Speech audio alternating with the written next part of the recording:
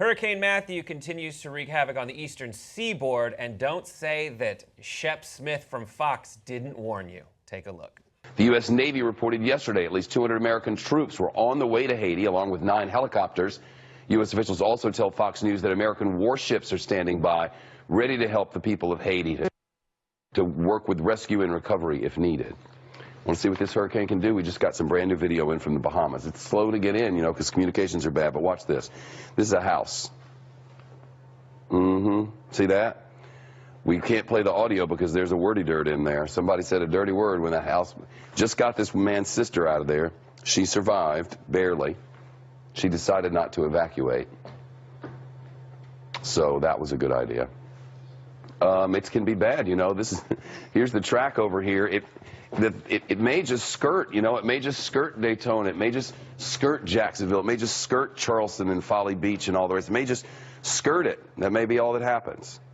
Or it may go 20 miles inland, and that will be very bad. Should news break out, we'll break in, because breaking news changes everything on Fox News Channel. We have round-the-clock Team Fox smotherage for the rest of your life on this thing. We'll be live all night long tonight. I won't be, because I'm going to a family wedding.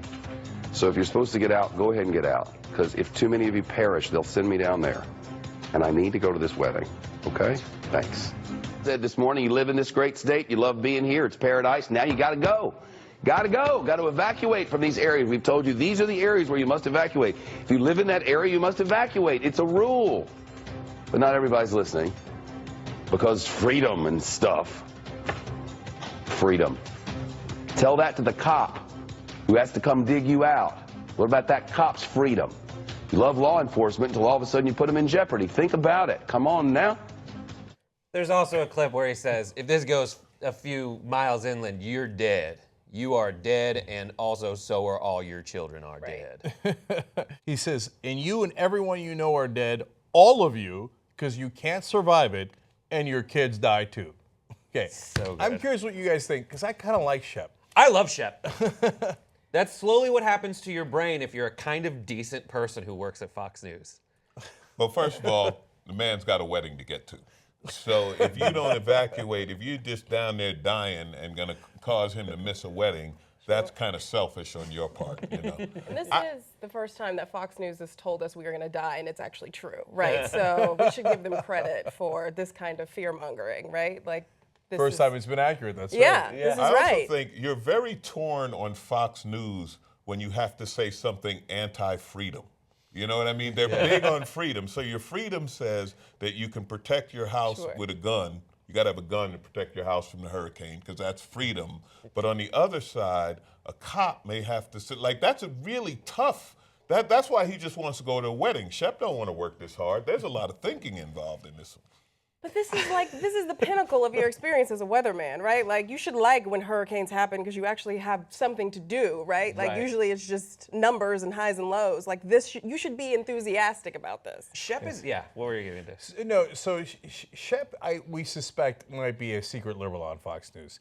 That's why he says the freedom stuff. Because the Rush Limbaughs and the Matt Drudges of the world are out there talking about, like, oh, there's the Obama liberal conspiracy and freedom and all that stuff. And Shep does breaking news on Fox News. So he's like, okay, all right, fine. You want to die with your freedom, okay. But so that's why he has to work hard, Alonzo, to come up with the idea of, oh, I got it. Maybe I could save their lives if I say you're going to endanger cops. Because then that causes cognitive dissonance. And they're like, wait, freedom versus cops. I don't know. What do I do? I don't know what to do. But what if I fire into the storm, like you were saying? Yeah. I'm amused by the guy. Oh, yeah, hurricane on it, ain't no problem. I love your point about it giving a weatherman something to do. Do you think, like, weathermen in Phoenix are sitting there like, wow, Jealous. hurricane, wow, that's something. Yeah, all I can do It's is, going to be sunny today, but in Florida, wow. guys, let's go crazy and change the sunglasses on the sun do it. icons. That's the thing about Shep Smith. Shep Smith he's not like a weatherman, but if there's weather, he has to report it. He's not like the Hannity, the Bill O'Reilly. He's like the Thomas Roberts they have at MSNBC, where it's like the Don Lemons, where it's like, if there's a big Little thing, thing. they're going to send him there to report on it. Right. Like, move Studio B, which he hosts. And yeah, Shep has been subtly protesting Fox from the inside for a very long time. He hates that they do hours on hours of coverage, and he feels the need. And he's the guy who said, no effing torture. This is America. We don't effing torture. We shouldn't do it. He stands up for like gay rights on the show. Like, you just have to pay more attention to Shep Smith besides like his words, because his eyes are just dead. He does not like an being expression there. of discontent, but Yeah. he's not going to get fired, obviously. No, this is his way of boycott, of like protesting people who like hear weather reports and hang out, and protesting the fact that their 24 hours of news is going to be on a hurricane that looks like a drunk hurricane. If you look at its path, it's just kind of going like, and then going to come back around to Florida again. Yeah, That's come his back way. around and go, no, man, I forgot to tell you, I love you, man. No, I like your guys' theory. I didn't think about this, that Shep is doing it with his eyes, like in that Metallica song or whatever, like, kill me. Kill me. It's like a Morse code of. There's, for people who aren't heeding the hurricane, I mean, that's Florida. I pulled a graphic Right. up here. The hurricane to-do list, graphic 1. For the rest of the world is watch the Weather Channel, pack an evacuation kit, do smart stuff, board up the windows. For Florida, it is buy as much alcohol as possible, plan hurricane party, pray it hits on a work-school day, buy more alcohol, make jokes about the hurricane's name, a themed playlist, and then freak out when it's actually terrifying. My girlfriend's from Florida, so she was like, you need to show this on the show because it is absolutely true. Can I tell you something? And this is, okay, so, and old school members that have listened to our post games know this already.